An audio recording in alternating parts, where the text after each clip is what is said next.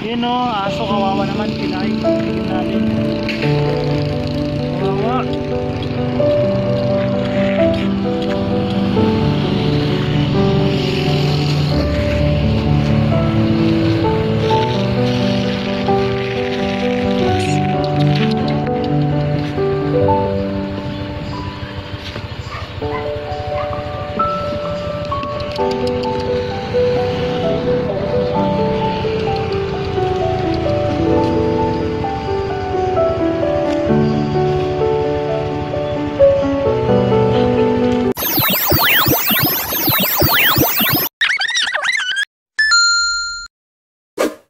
Yes, hello, Shing Shing, Galagala Ping Ping. Welcome back sa aking YouTube channel. Once again, this is yours truly, Senyorito Tonton. At kung bago ka pa sa aking channel, don't forget to like, subscribe, and click the notification bell para ma-update kayo sa mga susunod kong vlogs.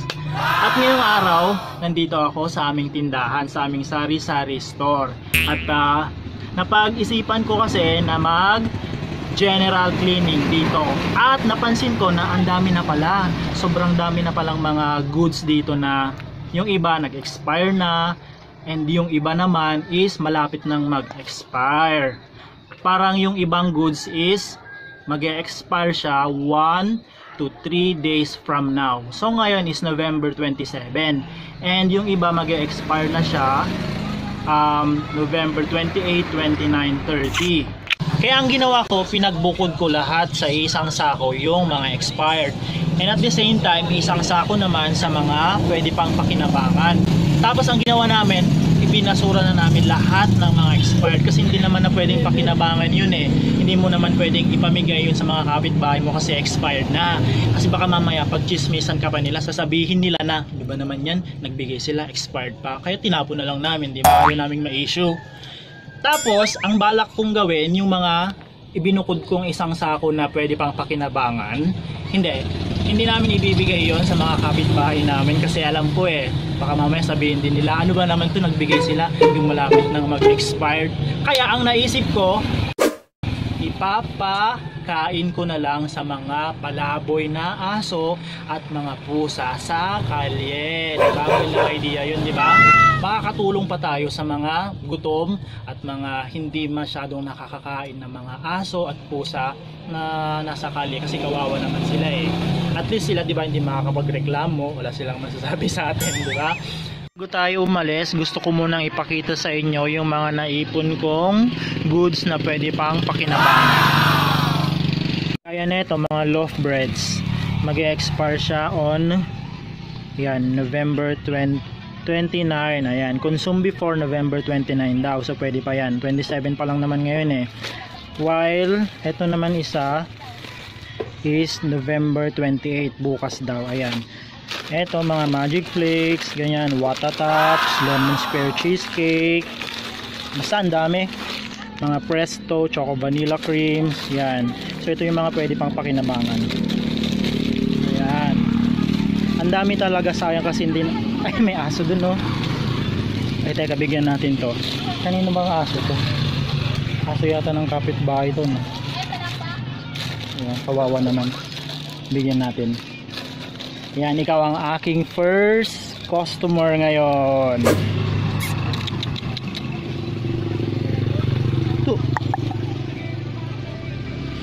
Ay, ayaw niya. Ayaw niya ang juicy. Ayaw niya yung magic flakes. Ano ba naman, napaka-juicy mo naman. Yung isa na lang. Baka gusto niya ito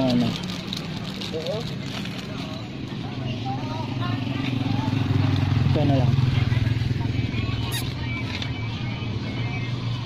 Ayaw mo din? Pupunta na kami ngayon sa mga kanto-kantos para ipamigay itong aming paayuda sa mga friends naming mga aso at mga pusa dyan sa kalye. Kasama ko ngayon ang aking pamangkin na si Bibi. Hi ka daw. Hi daw. Ayan, so isuot mo na yung face mask mo tsaka face shield.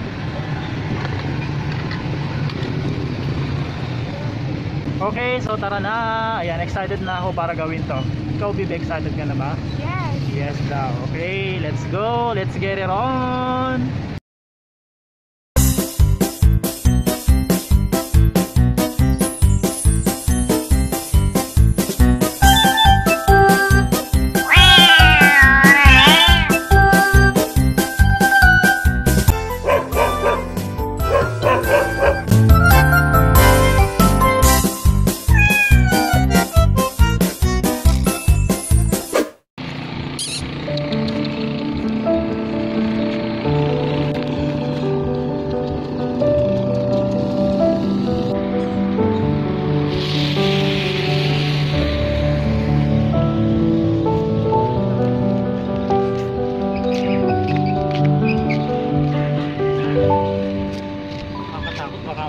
Pagaling tayo.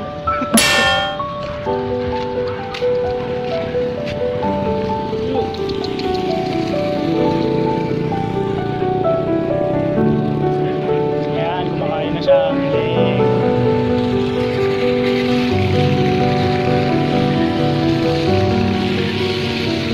Hello. Ang pangalan na. Bigyan natin siya ng cupcake.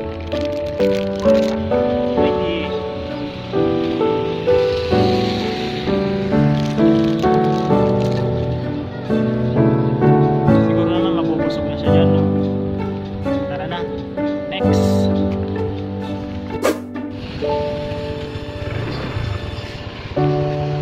Ito guys, marami sila.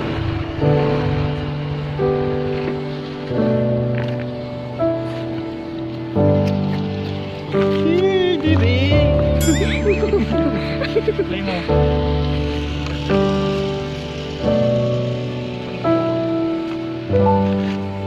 Yan, kumain ko. Dili.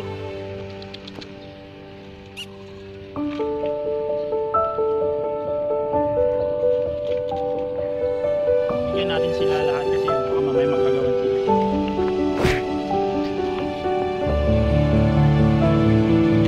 Cute na nung liit. Pumunta. Iwi kaya natin. Iwi natin.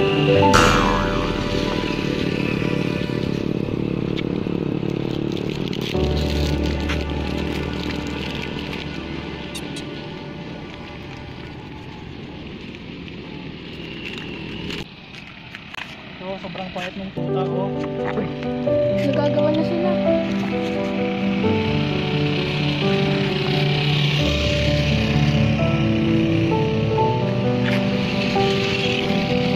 Okay na yan, napakain na natin sila. Mukhang busog naman na yata sila. Okay, next. Next tayo, Bibi. Di ko na malimot ang pag-ibig mo. Ubang papako dyan sa puso mo. Pag-ibig tayo. Ako'y babalik sa'yo.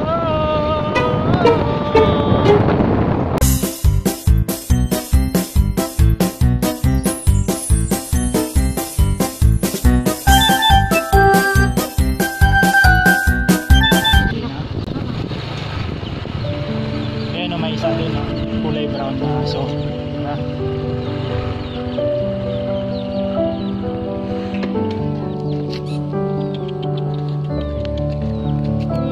Ronnie.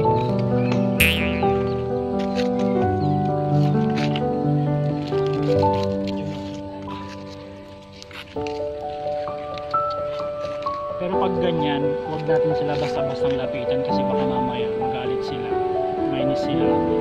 Kaya ihahagis na lang natin yung mga pagkain.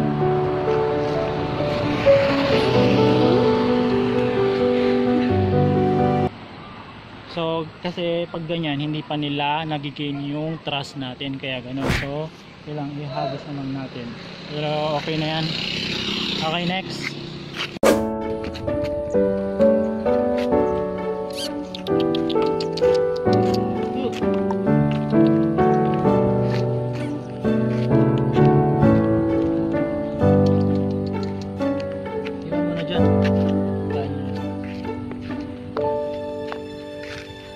Kainin mo na, masarap yan.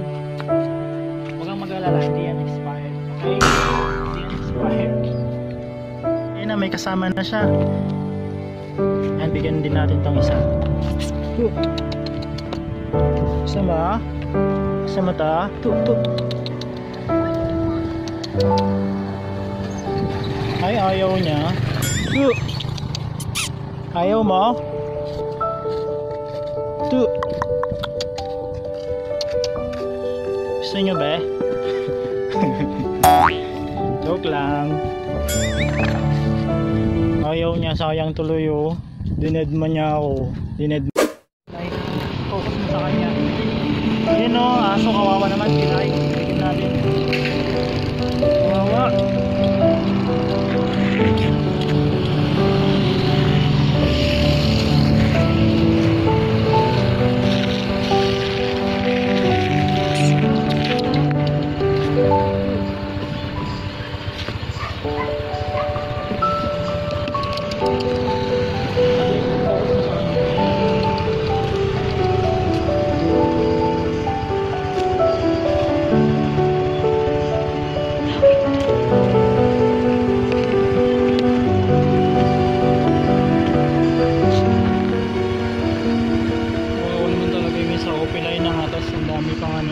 allergy sa katawan. Okay na. Ayan, okay na. Next.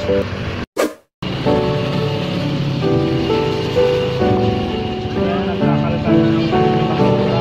Lagyan na lang natin ng pagkain.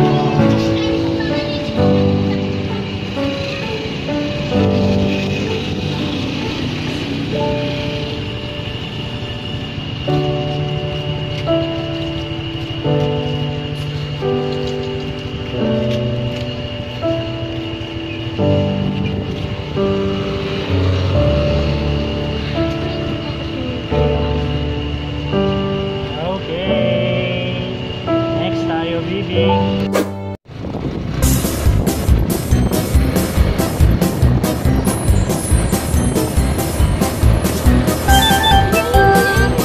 Ayun! May nakita na naman. Joggy, hi! Ayaw niya. Kaya mo na. Mamadali umuwi.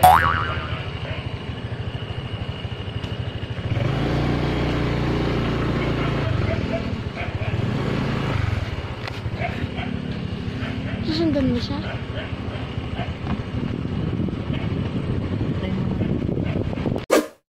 Nakakapagod. So ilang mga kanto, ilang highway ang napuntahan namin ngayon. Try naman naming maghanap sa beach. Yan, kung nakikita nyo, yan, pakita mo. Yan, gilid ng dagat yan.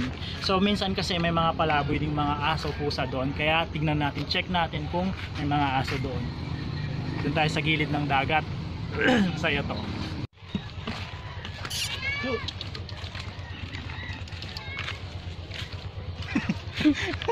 Nagtago. Nagtago siya, natakot.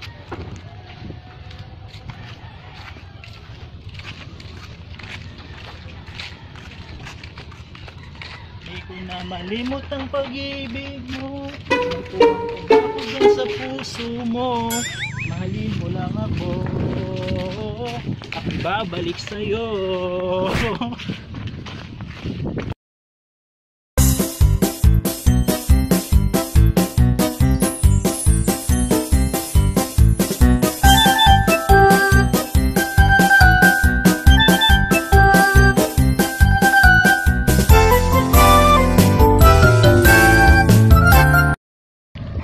Anong gagawin mo, be? Magugas ka ng puwet?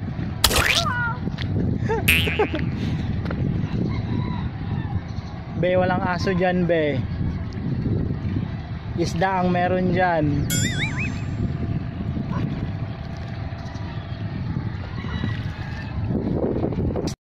Dito na kami sa gilid ng dagat. Wala namang mga aso, mga pusa dito. Ay, ayun, may isa doon. Pero aso yata yan ng mga Coast Guard. Huwag na, baka mamaya. Huwag na, katakot. Sabi kasi nila sa bahay, ba't di ko na lang daw itapon na, hindi naman na mapapakinabangan. Tsaka ilang araw na lang, magbubulok na, may expire na. Kaya nag-isip talaga ako ng paraan. So ayun, kaya yung ginawa ko yun. Well, at least, diba, kahit sa maliit na bagay, nakakatulong pa. May dalawang aso dun, no? Yung isa tumakbo na. Ikatawagin natin. Bibigyan mo, be. Two.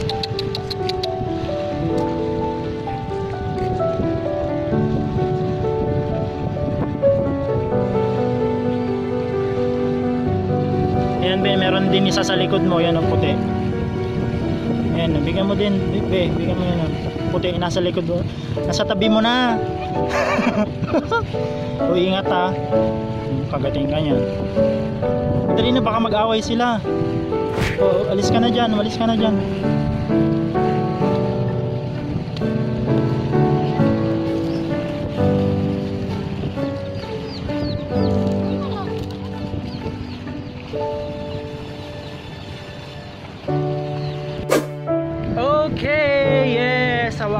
natapos din namin ang vlog na to, ilang oras din. Yan. So naubos. Yan, naubos. Yay! Ang galing, sobrang galing. Sobrang nice naman. Diba? Maraming salamat po. And Bibi, yan, thank you so much